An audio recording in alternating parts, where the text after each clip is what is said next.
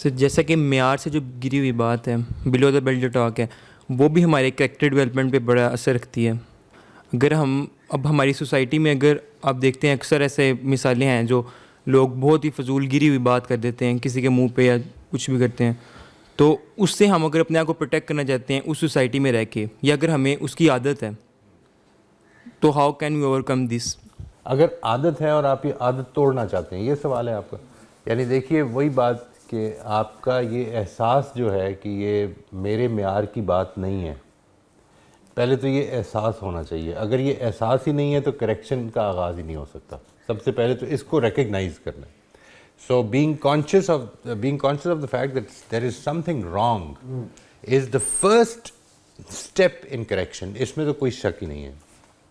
اب یہ بات کہ اس کو ٹھیک کیسے کرنا ہے، وہ اس کی کچھ ایکسرسائزز ہیں جی، جو اگر آپ مجھے شیئر کر سکیں تو مجھے بتائیے گا کہ یہ پرابلم ہے جس کو میں ٹھیک کرنا چاہتا ہوں. مثال کے طور پر یعنی آپ اپنی لینگویج کو ٹھیک کرنا چاہتے ہیں. لینگویج سے میری مراد ہے کہ you don't want to use certain words. تو اس میں ایک بڑا اچھا کام جو چیز رول پلے کرے گی وہ یہ ہے کہ دیکھیے ایک چھوٹی سی چیز کی طرف میں توجہ دلاؤں، پھر اس سے بات سمجھ میں آ جائے گی. آپ نے کبھی غور کیا ہمارے گھروں کی، ہمارے اسکولوں کی ایک نارم ہے، وہ یہ کہ ہمارا جب بڑا کوئی ہم سے سوال کرتا ہے تو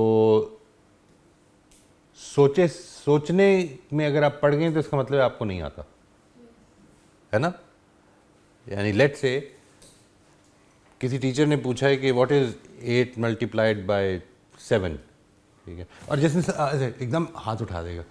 اچھا کچھ لوگ تو بول بھی دیں گے، ہے نا، بول بھی دیں گے، ہاتھ بھی نہیں اٹھائیں گے. لیکن ایک آدمی جو تھوڑا سا سوچنے لگ پڑا ہے، وہ سب میں نالائق ہے. اس سے ایک ویلیو ڈیولپ ہوتی ہے ہمارے اندر. وہ ویلیو یہ ہے کہ جب کچھ ہو تو ہمیں فوراً رسپونڈ کرنا چاہیے، ورنہ will be considered as unintelligent. اور یہ حقیقت کے بالکل خلاف ہے. یعنی اگر آپ کا جواب فوراً آ رہا ہے اس کا مطلب ہے you are quite unintelligent, you are only giving the answer which you know that the teacher wants to hair.